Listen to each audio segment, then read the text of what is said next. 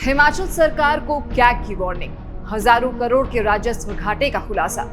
आमदनी खर्च के हिसाब में भी असंतुलन, खजाने पर दबाव। काली पड़ी सेब की लाली, 100 करोड़ से अधिक का सेब बगीचों और गोदामों में फंसा। बागबान परिवारों को बड़ी टेंशन, बर्बाद होगी साल भर की मेहनत। भरमौर पहुंचे सीएम, मंत्री ने की 40 किलोमीटर की पदयात्रा। शिवनगरी भरमौर में आई भारी आपदा के बाद आज मुख्यमंत्री सुखविंदर सिंह सुक्खू भरमौर के दौरे पर हैं। बिहार चुनाव प्रचार से फ्री होने के बाद सीएम सीधा पठानकोट एयरबेस पहुंचे। वहां से सीधा आपदा राहत सामग्री लेकर भरमौर पहुंचे, जिसके बाद चंबा जिला मुख्यालय में अधिकारियों से बैठक करेंगे।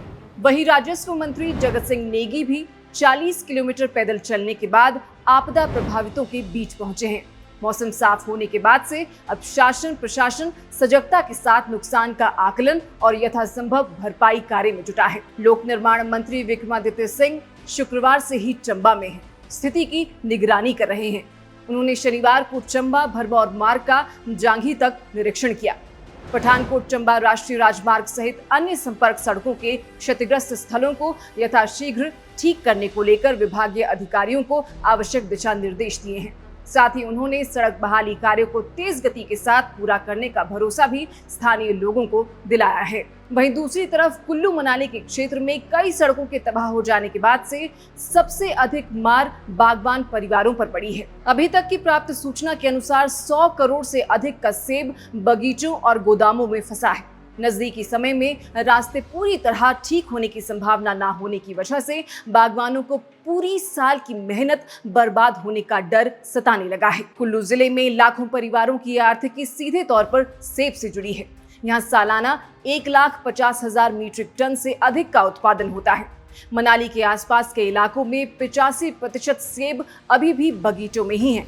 लगातार बारिश के कारण तुड़ान नहीं हुआ है। सरकार इनके लिए यदि अलग रास्ता नहीं निकालती है तो पूरे सीजन का सेब बर्बाद हो जाएगा। इतने टेंशन और प्राकृतिक मार के बीच कैग यानी controller and auditor general of India की रिपोर्ट ने सरकार की टेंशन अलग से बढ़ा दी है। चैनल को सब्सक्राइब कर वीडियो में अंत तक हमारे साथ बने रहिए। बात विस्तार से करेंगे और आसान भाषा में समझेंगे कि कैग ने किन किन बिंदुओं पर सरकार को चेताया है।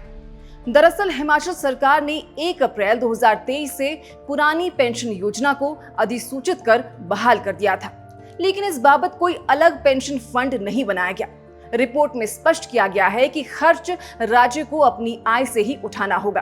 क्योंकि ये राज्य का फैसला है, इसलिए ओपीएस को लेकर केंद्र पर निर्भरता नहीं रखनी होगी। हिमाचल का राजकोषीय घाटा साल 2019-20 में 5,597 करोड़ था, जो अगले वित्तीय वर्ष 2022-23 में पिछले घाटे से लगभग दोगुना से भी ज्यादा यानी 12,380 करोड़ हो गया, जिसके बाद 2023-24 में ये घाटा 11,266 करोड़ दर्ज किया गया। घाटा हर साल बढ़ता गया, मतलब सरकार की कमाई की रफ्तार खर्च के मुकाबले बहुत कम है। हिमाचल का घाटा अब 5.4% पर पहुंच गया, यानी कर्ज और वित्तीय दबाव खतरनाक स्तर पर है। इस घाटे को पूरा करने के लिए सरकार को उधार लेना पड़ता है। इससे कर्ज और ब्याज का बोझ और अधिक बढ़ता है। डिप्टी सीएम मुकेश अग्निहोत्री ने इस रिपोर्ट से संबंधित कई तथ्य सदन के पटल पर रखे। इसमें उन्होंने बताया कि 2019-20 से 2023-24 के बीच रेवेन्यू 30,742 करोड़ से बढ़कर 39,173 करोड़ हुआ, लेकिन खर्च 30,730 करोड़ से 44,731 करोड़ पहुंच गया, यानी खर्च की रफ्तार आय से कहीं ज्यादा है। कर्ज और अन्य वित्तीय भार की बात को दरकिनार भी कर दे तो सरकार को ओपीएस के विषय पर स्थिति स्पष्ट करनी होगी। अलग से एक पेंशन निधि बनाना आवश्यक है, अन्यथा भविष्य के लिए ये निर्णय प्रदेश के लिए सिरदर्द बन जाएगा। हिमाचल आज एक बड़ी आपदा से जूझ रहा है। ऐसी परिस्थितियों में हर एक रुपए का महत्व और भी बढ़ जाता है। कैग की रिपोर्ट साफ संकेत देती है कि हमारी आय से ज्यादा तेजी से खर्च बढ़ रहा है। कर्ज और पेंशन का बोझ आने वाले वर्षों में और भारी होगा। ये समय सिर्फ राहत और पुनर्निर्माण का नहीं है, बल्कि हमें ये भी सोचना होगा कि हमारी आर्थिक नीति कितनी मजबूत और टिकाऊ है। अगर खर्च की प्राथमिकता सही तय नहीं की गई तो आने वाली पीढ़ियों पर इसका गंभीर असर पड़ेगा। सब्सिडी, कर्ज और योजनाओं में लापरवाही को कम करते हुए हमें हर खर्च को आपदा प्रबंधन और दीर्घकालिक विकास से जोड़ना होगा।